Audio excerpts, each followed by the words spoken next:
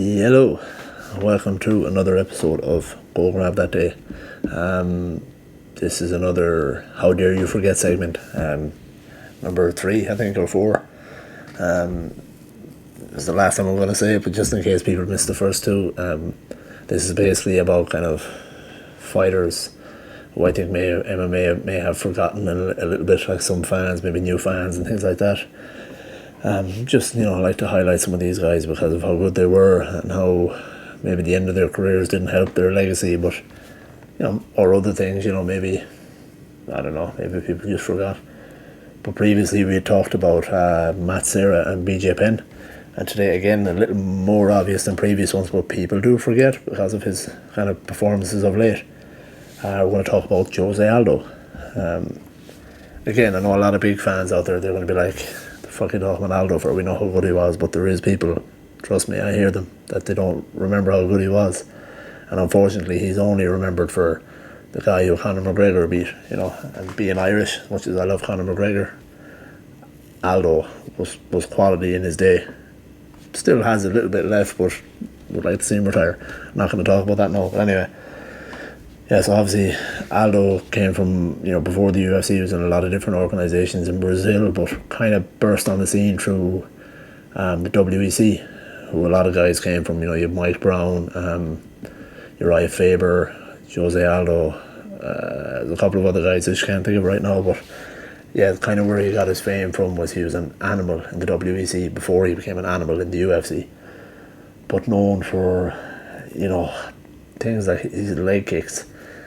If you want to see a proper demonstration of brutal leg kicks, look on, you get it on YouTube, Jose Aldo versus Uriah Faber. Quite hard to watch. He absolutely chops his legs in bits, and at the end of some of the videos you will get it will show you Faber's leg the following day or a couple of days later, and it's pretty nasty. But yeah, Aldo was a vicious fighter, super talented, really good striker, and like I said, in particular his leg kicks, good on the ground too. Was just a tough dude. Again, it's a little irritating. People only really know him from fighting Conor McGregor, but before that, after that, obviously Conor was very good at getting inside his head and all that, and Aldo's around a long time. He's still a pretty young guy. I think he's only in his early 30s, if at most mid-30s. So it's still pretty young, but for how long he's been in the game.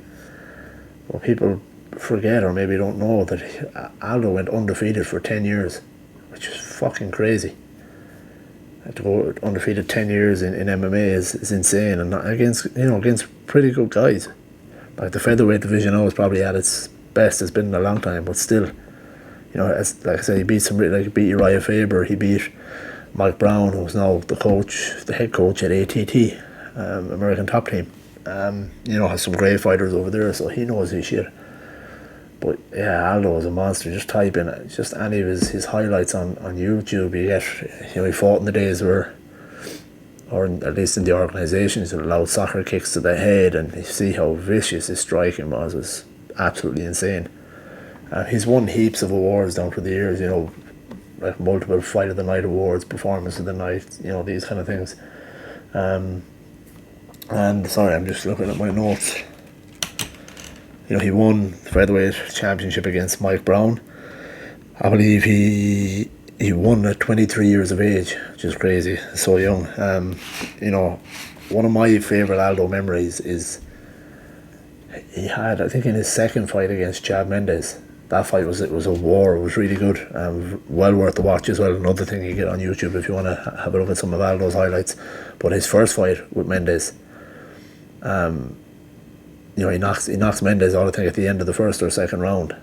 But one of the coolest things you see is they're both kind of, to explain it to you guys, they're grappling up against the cage, and Mendes has Aldo's back, with his arms around Aldo. If you imagine, kind of like a bear hug is the best way to explain it. But Aldo kind of wriggles his way through while holding Mendes' wrist. So if you imagine, Mendes behind him, he holds his wrist, spins while holding Mendes' wrist, and throws a knee. Still keeping his wrist, knowing he can't block his face with that hand. And it's just, it's a very I think it's an underrated knockout when you go back and watch it. It's such a cool technique.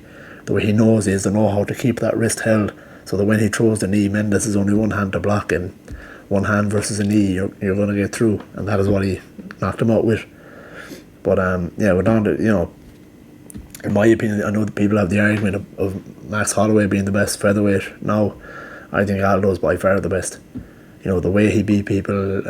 Again, another guy who put, I'd said earlier, or in a previous episode, how BJ Penn kind of put the lower weight class on the map. But guys like Aldo have to be known for that too, for being exciting fighters and just an animal. He doesn't get enough credit for how good he was, thanks to that Irish fucker Conor McGregor. But yeah, not an amazing fighter, and just check out his highlights, see some of the things he's done before people lost track of how good he was. So yeah, I think that's pretty much all the facts I have. But kind of, you look at the guys he's beaten, the Kenny Florian, Frankie Edgar, Jab Mendes, not easy fighters. There's a couple of other names in there, like I said, Mike Brown, just a couple more I can't think of right now. But yeah, just another legend, a guy who people shouldn't forget about so easy.